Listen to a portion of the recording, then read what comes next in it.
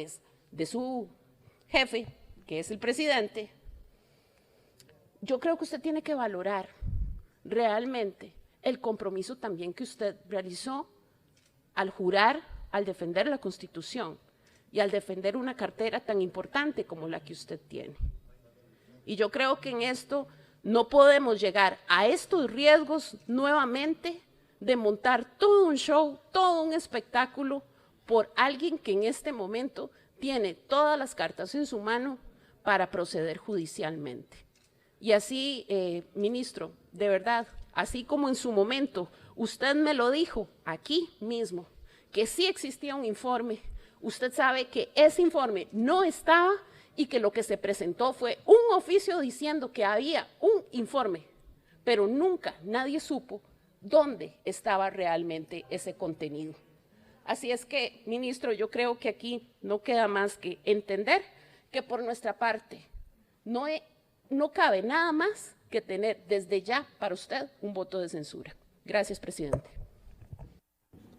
Tiene la palabra la diputada, perdón, ministro, mucho gusto, de su tiempo tiene 1 minuto para responder. Muchas gracias, doña Katia. Creo que aquí hay algo que ha quedado claramente establecido, diáfano, es que existe un informe y que yo no mentí. El segundo tema al cual me quiero referir es que por sus frutos los conoceréis. Si yo estuviera haciendo mal mi trabajo, el Fondo Monetario Internacional no hubiera aprobado todas las cosas que ha aprobado. Y yo creo que este país tiene claramente establecido qué es lo que he hecho en este tiempo. Y la lucha contra el fraude no tiene colores y menos cara. Y le puedo asegurar que en el ánimo de este ministro no existe ningún interés de perseguir a absolutamente nadie. Porque creo fervientemente en la necesidad de separar la parte política de la parte administrativa. Y esa es la razón por la cual yo no conozco nada del caso. Porque entonces sí estaría violentando la ley. Y ahí es donde yo creo que hay una diferencia entre la percepción que usted tiene de lo que debe ser y de lo que efectivamente es. Por eso creo que como respuesta a los costarricenses, como usted... ¿Desea más tiempo, ministro? Mucho gusto, puede continuar. Para concluir, creo que es evidente que yo le he cumplido a los costarricenses y a la patria en mi responsabilidad de manejar con pericia el Ministerio de Hacienda. Le agradezco sus palabras en relación con si yo debería ser despedido o no.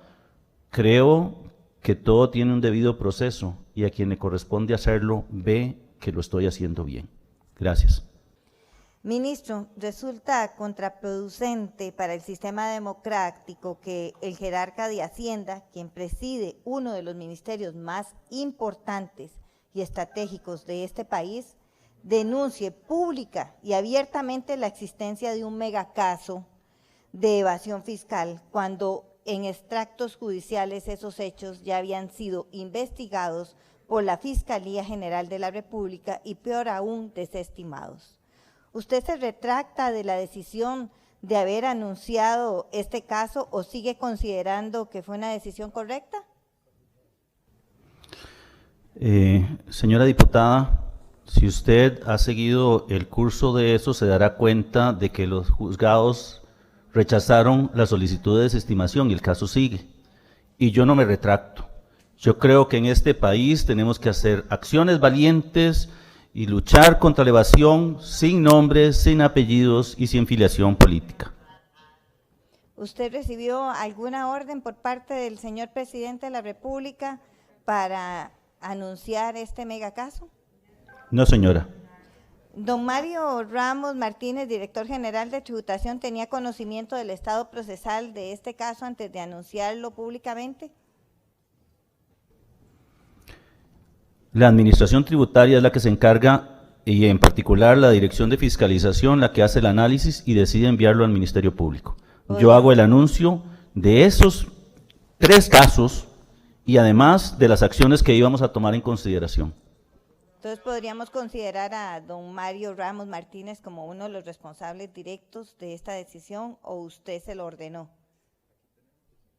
Mire, como le decía, el ministro de Hacienda no es parte de la administración tributaria y por lo tanto la decisión de enviarlo al Ministerio Público parte de una decisión de la Dirección de Fiscalización.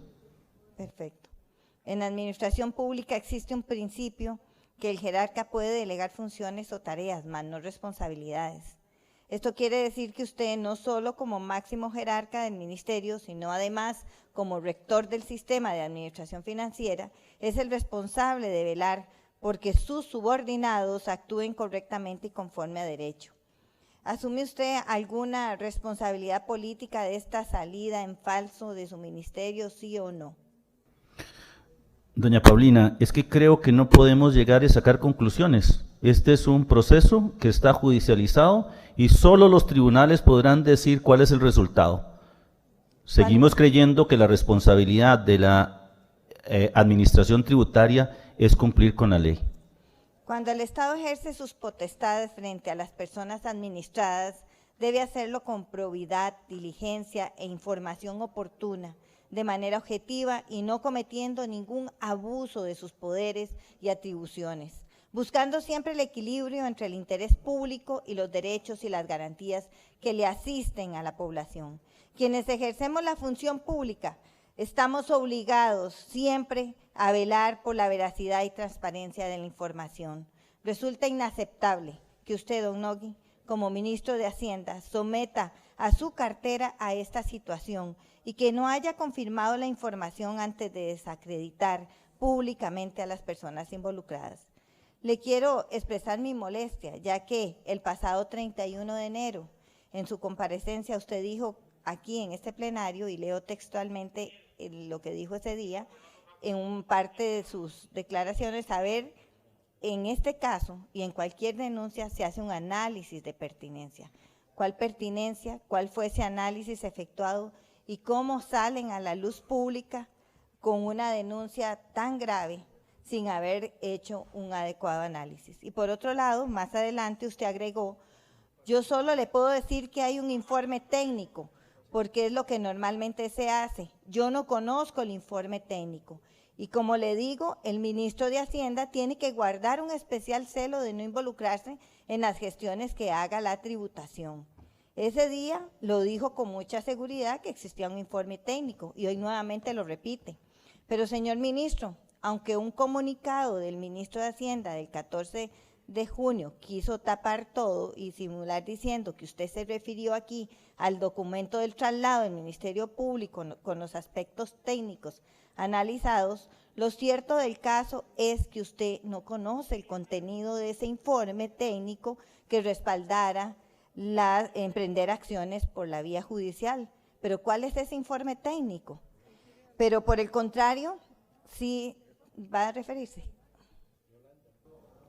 Tal vez voy a decirle que si conociera ese informe técnico estaría transgrediendo la ley. Y entonces sí estaríamos en una situación… Públicamente. Anunciamos el caso, el envío y las acciones que constituyen… Y calificándolos como fraude. Y eso… Los fraudes se mandan al Ministerio Público. Afecta la honra de las personas, pero por el Perdón, contrario… no se hizo ninguna aseveración sí, de personas en ese caso particular. Pero por el contrario, sí había un informe elaborado por la Dirección de Fiscalización de Tributación Directa que descartaba la comisión de delitos en este caso. Usted, señor ministro, nos ocultó este documento suscrito el 26 de octubre del 2022 por el subdirector de Control de Procesos Fiscalizadores, Gustavo Solano, en el que básicamente advertía que al no existir delito, no procede la extensión del plazo de prescripción y recomendaba el archivo de la denuncia. A los costarricenses se les debe hablar con la verdad. Todos y todas las costarricenses merecen conocer las acciones concretas contra el fraude y la evasión. No cortinas de humo, no acciones infundadas que parecen ser sacadas de clavo. Sus actuaciones como ministro le restan legitimidad al Ministerio de Hacienda y resultan sumamente dañinas en la lucha contra la evasión y el fraude fiscal. La lucha decisiva contra estas malas prácticas requiere de mucha seriedad, compromiso y disciplina por parte